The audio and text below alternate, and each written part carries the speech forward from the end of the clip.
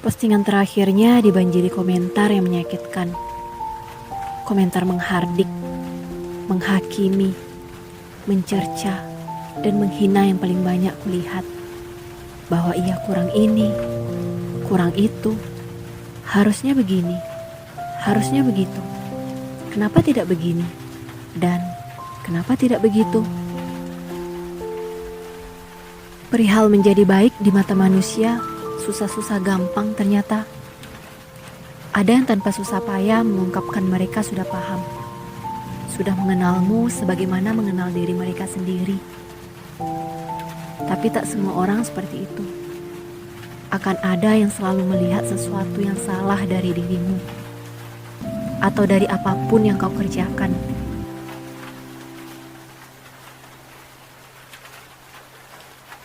Sebaik apapun kau berusaha, kau tetap tak akan bisa memenuhi keinginan mereka.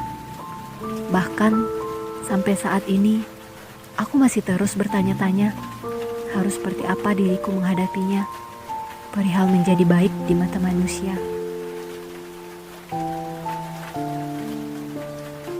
Aku kenalkan kau pada kawanku yang kuat. Ia adalah lelaki yang lembut dan pengertian, meski kebanyakan menganggap tidak seharusnya demikian. Laki-laki harus kuat, tidak boleh lemah seperti dia.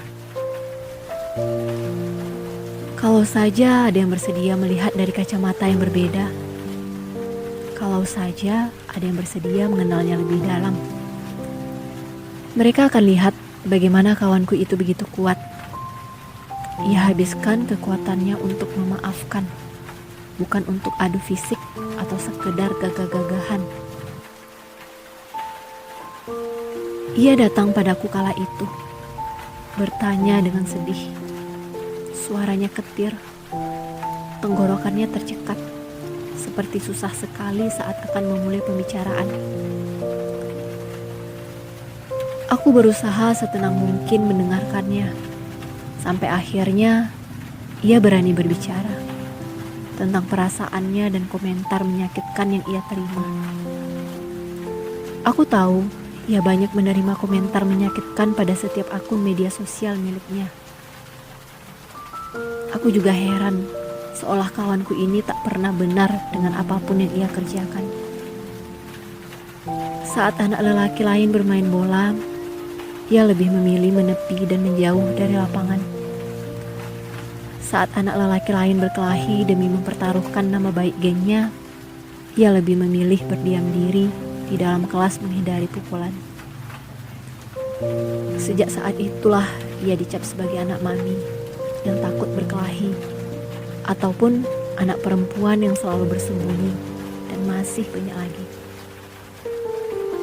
Ia tumbuh dengan kata-kata menyakitkan yang ia terima setiap harinya. Kebencian berlanjut pada akun media sosial miliknya.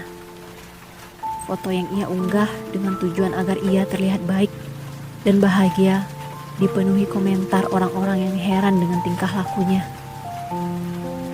Ia mengunggah foto lagi agar orang-orang tahu ia tetap baik-baik saja dan tetap bahagia.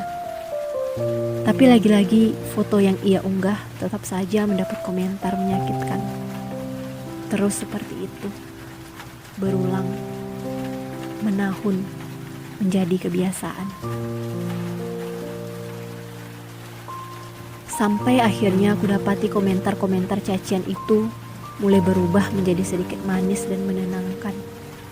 Tapi sudah terlambat, yang dikomentari tak akan dengar. Sebanyak apapun komentar manis menutupi komentar menyakitkan yang pernah ada. Iya, jarimu membunuhnya. Ada sesal yang begitu mendalam. Kecewa yang teramat sangat pada diriku ketika aku tak bisa memberi lebih banyak kekuatan pada kawanku itu. Ketika kedatangannya padaku tak kuterima dengan utuh. Ketika aku lebih memilih sibuk dengan hal lain dibandingkan duduk diam dan mendengarkannya walau sebentar. Ia menjerit, tapi aku samar-samar mendengarkannya. Ia kesakitan, tapi aku tak secara utuh mengobatinya. Ia kesepian, tapi aku hanya sebentar bersamanya. Harusnya aku bertahan lebih lama. Harusnya aku mendengarkan keluhnya, sampai kering lukanya, sampai hilang tangisnya. Aku tidak ingin mengulang kebodohan yang sama. Oleh karena itu, aku meninggalkan pesan ini untuk diriku dan kita semua. Jika sewaktu-waktu atau saat ini melihat kejadian serupa, pahami, jangan menjauh dan jangan menolaknya. Jika ada yang ingin membagi lukanya denganmu, terimalah ia seutuhnya. Itu artinya kau menjadi orang yang ia percaya untuk merawat lukanya, untuk mengetahui rahasianya. Ia datang padamu untuk mendengarkanmu berbicara sepatah kata, untuk menenangkan dan menguatkan hatinya. Jika tidak bisa berbuat baik, paling tidak jangan ikut bagian, apalagi maju paling depan perihal meninggalkan komentar menyakitkan. Lucu menurutmu belum tentu lucu menurut orang lain. Baik menurutmu belum tentu baik menurut orang lain. Tidak menyakitkan menurutmu belum tentu tidak menyakitkan bagi orang lain.